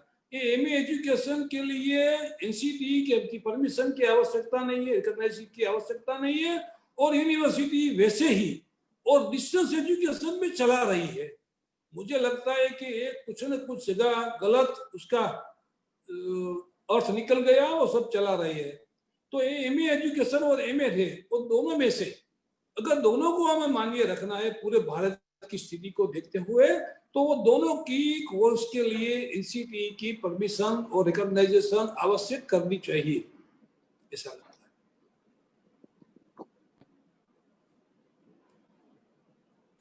डॉक्टर अभिलाष ठाकुर जी लिखते हैं, first thank you sir, Ramanuj sir. Common curriculum can be applied in teaching, but teacher training is different and also need to understand the difference between teaching and training. Secondly, NEP is changing the orientation of learning and teaching, thus entire instruction method, assessment method and resource need to be revised. Not only this, we need to recategorize the learning tools in pedagogy and that should be subject specific. मुझे लगता है ये वही चीज है जो आदरणीय Ashok Pandey sir ने भी अपनी बातचीत के दौरान हमें समझाया कि yes, what NEP is saying is that the orientation of learning and teaching should change and it has to be on learning more. If we move to the next question, वैसे ये मुझे लगता है कि शायद इस मंच का नई शिक्षा नीति में विश्वविद्यालय की भूमिका तो कम करने की बात की गई है, विश्वविद्यालयों से समानता का अधिकार वापस लेने की बात की जा रही है। ऐसे में हम रजिस्ट्रार को कैसे अधिक अधिकार दे सकते हैं? Ramanuj sir, if you want to answer this. मुझे लगता है कि जिसने भी लिखी बात सही लिखी है कि विश्वविद्यालय के लिए भी हमें कुछ सोचना पड़ता है, वो बात सही है। और जब तक ऑटोनोमस स्टेटस नहीं दिया जा सकता, मुझे लगता है कि हर स्टेट में 1, 2, 3 इसी कोई कॉलेज ऑटोनोमस होनी चाहिए और वो अच्छी तरह से रन करती है सिलेबस को और कोर्स को, तो ज्यादातर ऑटोनोमस का भी ख्याल एनईपी में रखा गया है। तो जब तक हमारे पास विकल्प नहीं है ऑटोनोमस का, अभी हम अच्छी तरह से सक्सेस हुए पूरे देश में ऐसा नहीं है, लेकिन ऑटोनोमस की तरह हमें आगे बढ़ना है, वो एनईपी में भी कहा गया है। तो जब तक ये बात हम अच्छी तरह से नहीं रन कर सकते ऑटोनोमस की सोच को और व्यवस्था को, तब तक हमारे पास यूनिवर्सिटी विश्वविद्यालय के सिवाय और कोई व्यवस्था नहीं है। तो मुझे लगता है जब तक व्यवस्था नहीं है तब तक हमें विश्वविद्यालय पर ही निर्भर रहना होगा। जब हम ऑटोनोमस या डायरेक्ट तो काउंसिल नहीं उसको अच्छी तरह से रन कर सकेगी, तो स्टेट गवर्नमेंट का भी डायरेक्ट उसको इन्वॉल्वमेंट नहीं होगा, तो ऑटोनोमस की व्यवस्था जब तक अच्छी तरह से नहीं हो जाए तब तक हमें विश्वविद्यालय पर ही निर्भर रहना है और इसके पास हमारे लिए और कोई रास्ता नहीं है। तो विश्वविद्यालय की स्थिति साहब जी ने बताया ऐसे अच्छी है, ऐसा तो नहीं है, जरा भी नहीं है, लेकिन जब तक विकल्प नहीं है तब तक मुझे लगता है कि उसमें ही ठीक रहेगा। अभी काउंसिल कुछ नहीं करती है कॉलेज को, तो इसमें बीच में विश्वविद्यालय की जिम्मेदारी, इसीलिए मैंने एक शब्द बोला कि रजिस्ट्रार को एफिडेविट करके सब भेजना है, तो उसकी कुछ जिम्मेदारी आएगी तो कुछ न कुछ अच्छा चलेगा। विश्वविद्यालय की स्थिति से मैं जरा भी खुश नहीं हूं, लेकिन विकल्प नहीं है तब तक मुझे लगता है कि ये हमें करना पड़ेगा। ठीक, इसी तरह का एक प्रश्न डॉक्टर महेश्वर जी का भी है महाराष्ट्र से, कि जो शिक्षक शिक्षा महाविद्यालय गुणवत्ता सुधारण नहीं लाते, इस महाविद्यालय को बंद करने की बात इस नीति में कही गई है। इस महाविद्यालय को बंद करना क्या संभव है और बंद करने का क्या मैकेनिज्म रहेगा? मुझे लगता है ये काफी चर्चा से थोड़ा आउट पॉइंट हो जाएगा। वैसे भी सर ने इसका जवाब दे दिया कि अभी प्रेजेंट सिस्टम में जब तक ऑटोनोमस स्ट्रक्चर नहीं आता तब तक तो हमारी डिपेंडेंसी महाविद्यालयों पर रहेगी, लेकिन सरकार ने एक मैसेज दे दिया है नीति के द्वारा कि आपको अच्छा तो करना पड़ेगा और प्रत्येक स्तर पर, क्योंकि बंद करना किसी चीज का शायद सुझाव नहीं होता, लेकिन जब कोई पॉलिसी में स्ट्रिक्ट लाइंस दी जाती हैं तो लोग अपने आप में विचार करने लगते हैं कि या तो अब सुधरो और नहीं तो फिर कोई ना कोई स्ट्रिक्ट एक्शन के लिए तैयार हो। हम आगे की ओर बढ़ते हैं। कुछ क्वेश्चंस जो आए हैं, अनुराग मिश्रा जी का एक आया है, आदरणीय अशोक पांडे जी से पूछना चाहते हैं। पांडे जी से एक प्रश्न है, शिक्षकों को हर 2 या 3 साल में कॉन्टिन्यूअस ट्रेनिंग जिससे हमें भविष्य के लिए लगातार तैयार होते रहें, इस पर आपका क्या विचार है? मैं 1-2 क्वेश्चन और साथ ले लेता हूं ताकि हम उसका आंसर दें। वैसे सर ने इस पे बहुत अच्छा बोला।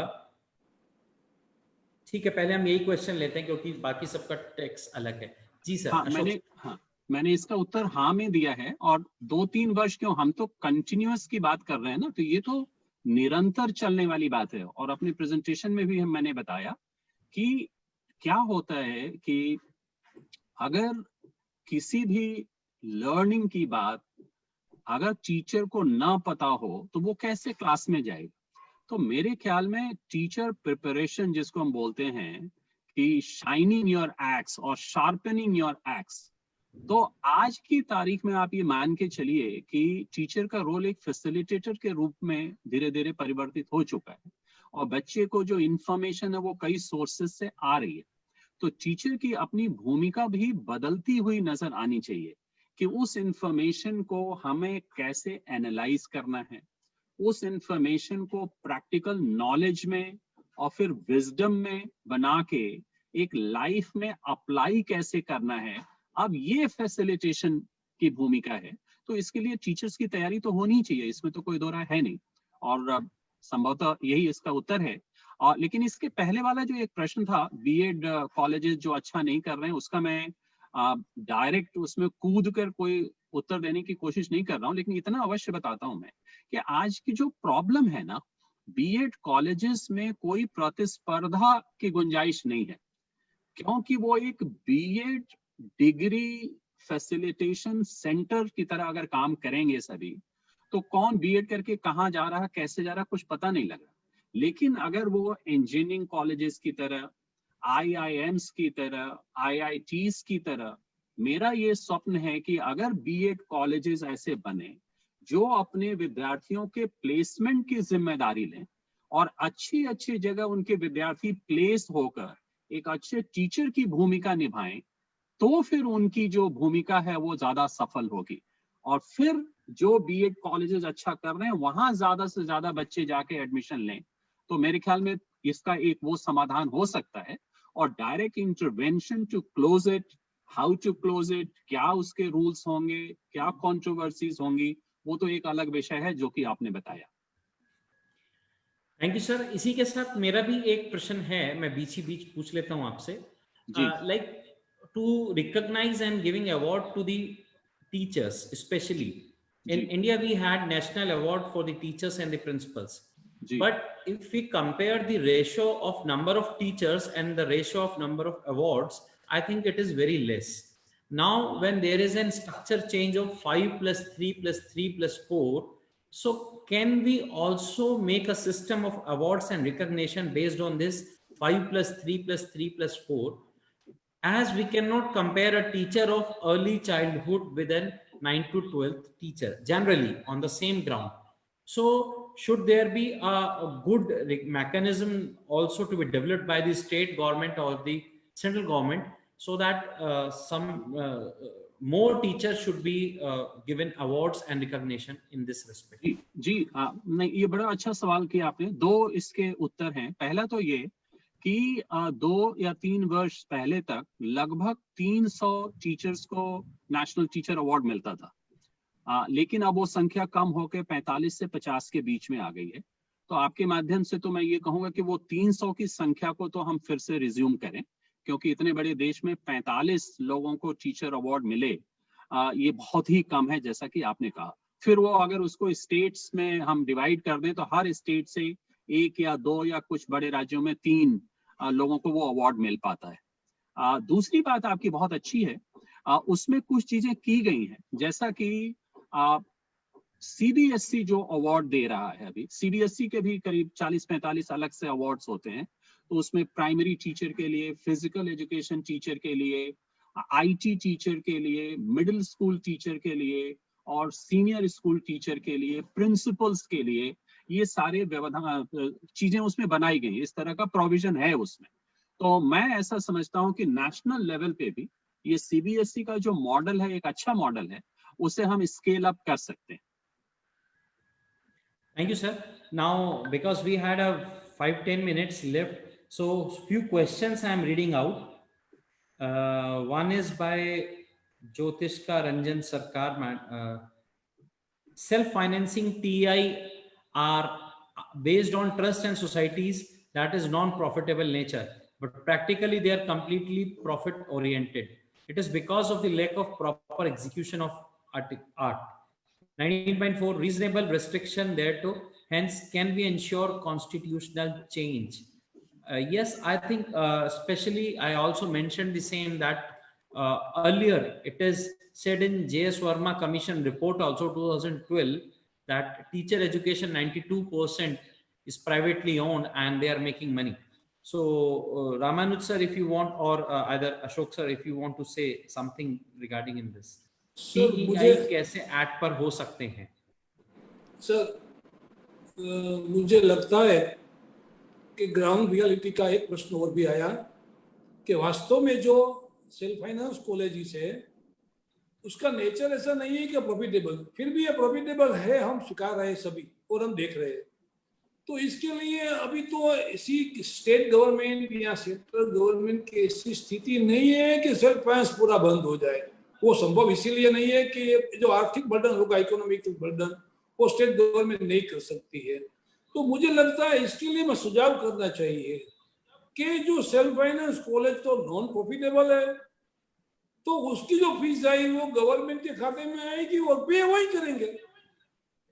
इससे अच्छा और कोई रास्ता हमारे पास है नहीं। इसीलिए नहीं है कि किसी भी तरह उसको आप कंट्रोल करो, वो किसी न किसी तरह गड़बड़ करते हैं और वो प्रॉफिटेबल करते ही है। तो उसके लिए हमें सुझाव सेल्फ फाइनेंस हम बंद कर दे, ऐसा अभी वास्तव में सिनारियो जो है वो नहीं दिखाई दे रहा है, क्योंकि अभी गवर्नमेंट की स्थिति इकोनॉमिकली इतनी नहीं है कि इतनी सारी हाई स्कूल है, प्राइमरी स्कूल है, कॉलेजेस है और टीचर ट्रेनिंग कॉलेज है और पोस्ट ग्रेजुएट कोर्सेज भी है। तो ये सब गवर्नमेंट की इकोनॉमिकल स्थिति ऐसी नहीं है। तो उसमें हम सुझाव करें कि जो ये राष्ट्रीय शिक्षा नीति का अमलीकरण है उसमें सेल्फ फाइनेंस को तो नॉन प्रॉफिटेबल, वो कुछ बोलेंगे भी नहीं, कोर्ट में भी नहीं जा सकेंगे, उसकी फीस गवर्नमेंट में जमा हो जाएगी और उसका खर्च और उसका पे गवर्नमेंट करेगी। ऐसा कुछ न कुछ हम सोचेंगे तो उसमें से रास्ता निकलेगा। ये चीनी कमिश्नर में वो हिसाब देते हैं, उसका ऑडिट होता है, सब होता है, फिर भी कुछ तो होता है जो नहीं होना चाहिए। तो मुझे लगता है कि किसी जगह हमें सोचकर इसका कोई रास्ता निकालना चाहिए। बहुत ही नंबर ऑफ इंस्टीट्यूट का सेल्फ फाइनेंस हो गया है, गवर्नमेंट से भी ज्यादा हो गया है। हमारे सौराष्ट्र यूनिवर्सिटी में 7 कॉलेजेस गारंटी नहीं थी, 1 कॉलेज गवर्नमेंट थी और 80 सेल्फ फाइनेंस बीएड कॉलेज का मैं बोल रहा हूँ, बीएड कॉलेज इतनी थी। तो मुझे लगता है कि इसकी हम सोचेंगे कुछ तो कुछ ऐसा रास्ता निकलेंगे कि जहां प्रॉफिटेबल वास्तव में नहीं हो, ऐसा कुछ ना हो। या अनुराग जी, हाँ जी अशोक सर, मैं 2 बातें इस पे कहना चाहूंगा। प्रोफेसर रामानुज जी ने बहुत अच्छा उसका उत्तर दिया है, लेकिन 2 उसके डिफरेंट एस्पेक्ट्स पे मैं जाना चाहता हूँ। पहला तो मैं ये है जो मैं बार बार कह रहा हूँ कि अगर इस देश के 30-40 करोड़ बच्चों की जिंदगी बनानी है और उससे इस देश की जिंदगी को संवारना है, तो ये एक आत्मचिंतन की आवश्यकता है कि अगर हम एक ऐसा कॉलेज खोलें, वो प्रॉफिट हो, नो प्रॉफिट हो, जो भी हो, अगर हम उसमें एक भावी कुशल दक्ष टीचर बनाने में असमर्थ हैं, तो कम से कम भविष्य में हम इस तरह का कॉलेज न खोलें और अभी जो कॉलेजेस हैं उसके लिए क्या किया जाए, इसके लिए हम चिंतन करें। एक मेरा ये निवेदन है आपके माध्यम से। और दूसरा एक और निवेदन है कि केवल अगर आपने कुछ और नहीं किया तो चलो हम बीएड कर लें तो कहीं ना कहीं टीचर बन ही जाएंगे, इस मानसिकता से भी हमें बाहर आना पड़ेगा। इसके 2 गलत परिणाम हो रहे हैं। पहला तो ये कि आप ऐसी जगह जा रहे हैं जहां आपको वो शिक्षा नहीं मिल रही है जो मिलनी चाहिए एक अच्छा शिक्षक बनने के। दूसरा क्या हो रहा है कि कई स्कूल जो हैं वो नॉन बीएड को ले लेते हैं नौकरी पे, और चूंकि बीएड उसकी आवश्यकता है तो कहते हैं तुम कहीं से एक बीएड का सर्टिफिकेट लेके आ जाओ। तो आप देखिए ये दोनों तरफ से ये मार पड़ रही है, और कौन इसको झेल रहा है? हमारे बच्चे उन कक्षाओं में झेल रहे हैं। तो फिर मैं वही कहूंगा, ये एक आत्मचिंतन का विषय है और इसके लिए गंभीर चिंता की आवश्यकता है। Thank you. मुझे एक चीज और लगती है कि अगर मैं स्कूल्स के लेवल की बात करूं, not only the teachers institute, लेकिन आज पूरे देश भर में शायद जो प्रदर्शन है वो सेल्फ फाइनेंसिंग इंस्टीट्यूट, चाहे वो सीबीएसई के विद्यालय हों चाहे वो यूपी बोर्ड के हों, उनका एक बहुत बड़ा रोल प्ले है पूरे भारत में, जिसको हम नकार नहीं सकते। और हम ये भी नहीं कह सकते कि वो सिर्फ प्रॉफिट पे ही काम कर रहे हैं। हालांकि कुछ संस्थान ऐसे हैं जो उसको भी फलीभूत करते हैं, लेकिन उसके विपरीत अगर हम गवर्नमेंट स्कूल्स का कंपेयर करें तो जितने रेशो में सरकार जितना अमाउंट खर्च करती है और जितने नंबर ऑफ स्टूडेंट उससे लाभान्वित होते हैं या जो कॉस्टिंग आती है, उससे ज्यादा बेटर रिजल्ट्स मुझे लगता है कि आज सीबीएसई और आईसीएसई के स्ट्रक्चर्स दे रहे हैं। अगर सरकार इन्हीं इंस्टीट्यूट को कहे कि आप और अच्छा करिए, या फिर कोई एक ऐसा सिस्टम बनाए, जैसे एक सिस्टम बनाया था कि कुछ अमाउंट सरकार देती थी 25% स्टूडेंट्स का, लेकिन अगर हम यूपी में देखें तो बहुत अच्छे स्कूल्स में वो अमाउंट ही 400 से 500 रुपए है और वो भी समय पर नहीं मिलता। इसलिए बहुत सारे विद्यालय उस जैसे बच्चों को लेने में कहीं ना कहीं प्रॉब्लम अपने आप में करते हैं, वो उतना इंटरेस्ट नहीं दिखाते। तो मुझे लगता है कि सेल्फ फाइनेंस इंस्टीट्यूट्स को भी हम सिर्फ शायद एक नज़र से नहीं देख सकते, उसके भी अलग अलग आयाम हैं। लेकिन जैसा रामानुज सर ने कहा और अशोक सर ने कहा कि हमें बदलना होगा, आत्मचिंतन करना होगा और ये देखना होगा कि हमें पैरामीटर्स को तय करना होगा कि कैसे हम उनके रिजल्ट का एक आकलन कर सकते हैं भविष्य में। जी हो सकता है हमारे IIMs या IITs को ऐसा सिस्टम लेकर आए जिसमें कि हम एक आकलन वाली चीजों को और ज्यादा बढ़ा सकें। इस डिस्कशन को अंतिम प्रश्नों की ओर ले जाते हुए मैं एक दो क्वेश्चंस जो लास्ट में भी हैं दिख रहे हैं मुझे, मैं पहले एक साथ पढ़ता हूं। अध्यापक कक्षा के छात्रों को गलत उत्तर या खराब प्रदर्शन के बावजूद भी अच्छे अंक दे देते हैं, इसके लिए दंड या समाधान क्या हो? इससे छात्रों का दूरगामी नुकसान होता है। Yes, that is a genuine question. नमस्ते, एक प्रश्न है, हमें देखने को मिल रहा है कि एक अच्छा ट्रेनिंग प्रमाण पत्र होते हुए भी अच्छा पढ़ाने की शक्ति नहीं है, इसके लिए क्या व्यवस्था है? इन दोनों प्रश्नों को हम एक साथ लेते हैं। रामानुज सर या अशोक सर, आप जो भी। हाँ सर, आप बताएंगे कुछ? रामानुज सर, आप बोलना चाहेंगे? आप बोलिए सर। जी जी जी, आप बोलिए सर। अनुराग जी, जो पहला वाला प्रश्न है वो बड़ा जी। माइक्रो लेवल का प्रश्न है और वो एक टीचर के विवेक और विद्वता या जो भी हो, और वो अगर हम उसे जोड़ना चाहें तो फिर वही टीचर ट्रेनिंग और आपका क्या एटीट्यूड डेवलप हुआ, आपका क्या कैरेक्टर डेवलप हुआ, और आपने वो सब्जेक्ट नॉलेज की कमी की वजह से वो नंबर दे दिया या फेवर करने की वजह से दे दिया, तो वो सारी बातें आती हैं और वो मेरे ख्याल में इंस्टीट्यूशनल लेवल पे उसका समाधान हो जाना चाहिए। और दूसरी बात ये है कि देखिए, पढ़ाने के लिए जो ट्रेनिंग होती है ना, किसी भी ट्रेनिंग, एक ट्रेनिंग से आप ये सोचें कि आप बहुत बड़े उसमें मजे हुए खिलाड़ी बन जाएं, ये तो कोई नहीं कह रहा है ना, लेकिन इसीलिए तो कही जा रही है कि एक अच्छी ट्रेनिंग आवश्यकता है, लेकिन वो अपने आप में पर्याप्त है, मैं ऐसा नहीं मानता। इसीलिए मेरा पूरा फोकस, मेरे पूरे करियर का focus as a school leader यही रहा है कि इन सर्विस ट्रेनिंग से, मैंने तो कहा अपने प्रेजेंटेशन में, first day to first rate, तो first day to first rate teacher की जो जर्नी है वही उसे अच्छी ट्रेनिंग से एक अच्छा टीचर, एक अच्छा इंसान, एक अच्छा समाज सेवक बनाएगा। तो उसी के लिए हमें ये सारी कवायद है और उसी की हम चर्चा कर रहे हैं और उसी की ये आवश्यकता है। Thank you Shankar. अनुराग जी, मैं जी, जरा जी सर। मुझे लगता है कि जो हमें टीचर की इंस्टीट्यूट की क्वालिटी के बारे में सोच रहा है, तो उसमें 4 बाबतें इंपॉर्टेंट है। क्लासरूम टीचिंग, उसका एग्जाम और असेसमेंट, ये 3, और हमारे लिए ये टीचर ट्रेनिंग, ये 4 बाबत अच्छी तरह से होनी चाहिए तो क्वालिटी अच्छी रहेगी। ये जो साहब ने बताया कि कोई अच्छा काम न कर रहा है फिर भी ज्यादा मार्क्स उसको दे रहे हैं, मुझे लगता है साहब ने, अशोक पांडे जी ने बताया कि माइक्रो लेवल पे हमें सोचना पड़ेगा। इसके लिए हमें लॉन्ग टाइम के लिए टीचर का कमिटमेंट है, उसको हमें धीरे धीरे बढ़ाना पड़ेगा। टीचर एक बार कमिटमेंट करेगा प्रोफेशनल के लिए, स्टूडेंट्स के लिए, ठीक है, उसकी प्रतिबद्धता आएगी तो मुझे लगता है धीरे धीरे ये निकल जाएगा। ये लॉन्ग प्रोसेस है। साहब ने बताया कि माइक्रो लेवल पे चलो हम डन कर दिया, ऐसा हम सुधार करें, ऐसा नहीं हो सकता है। ये टीचर की व्यक्तिगत रहेगा और इसके लिए हमें जो वैल्यू डेवलप करनी है टीचर में भी आवश्यकता है। साहब ने बोला है फर्स्ट डे से लेकर लास्ट डे तक, तो वो चलता ही रहता है। तो मुझे लगता है कि हमें किसी न किसी जगह टीचर की प्रतिबद्धता उसका अच्छा रहेगा, वो हमें धीरे धीरे आगे उसमें बढ़ना है। जब तक टीचर की कमिटमेंट नहीं आएगी तब तक ये सुधार होने वाला नहीं है। आप एक लेसन देखेंगे और मैं देखूंगा, मैंने 1 देखा 2 देखा, उसमें बीच में जो मार्क्स का डिफरेंस है वो तो मैं ही जज कर सकता हूँ।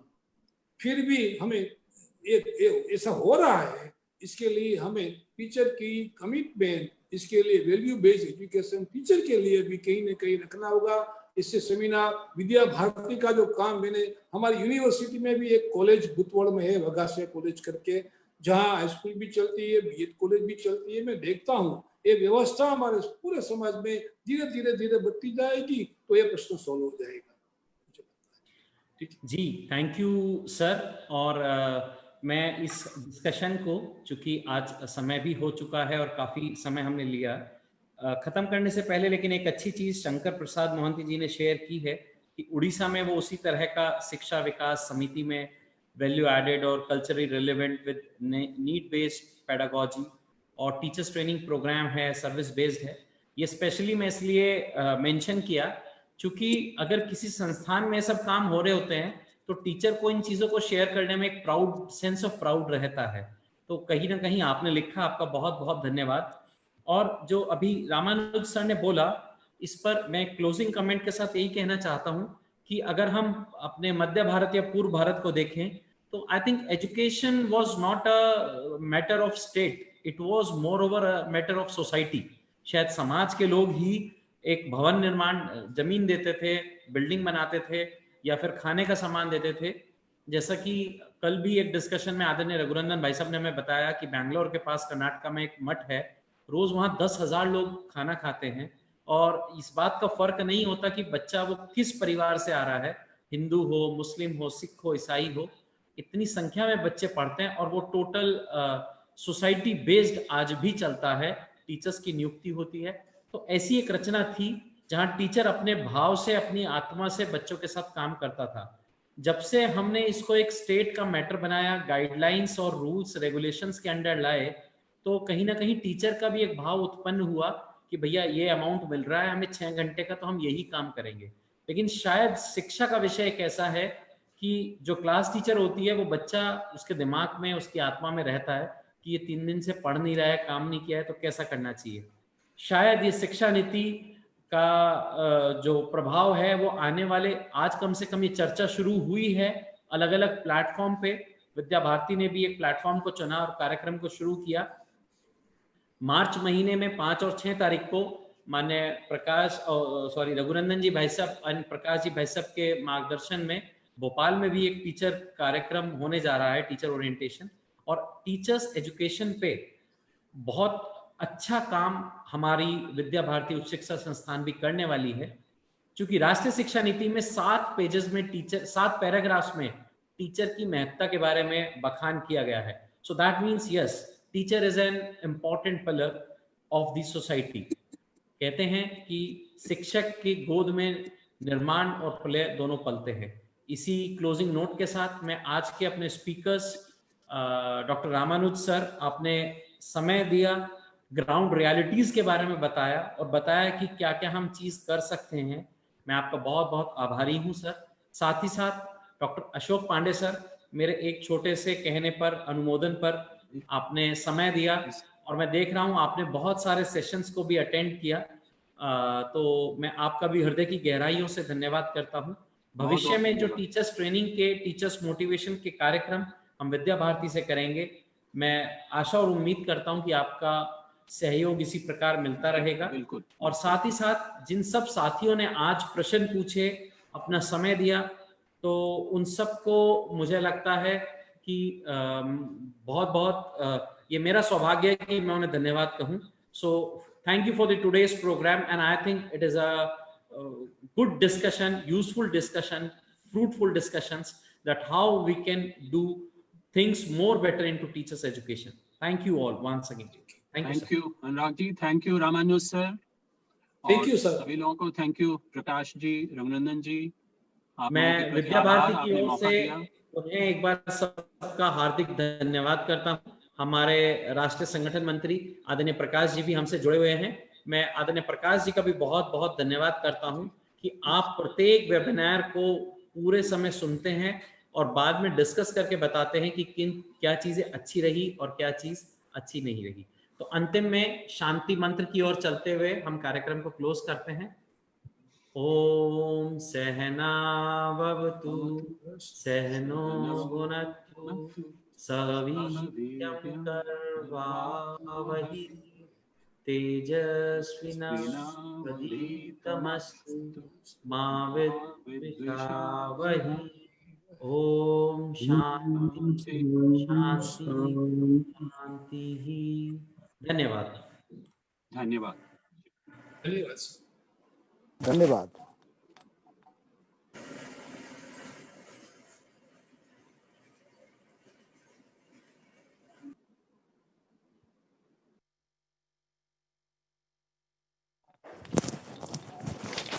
सर्वेभ्यो नमो नमः।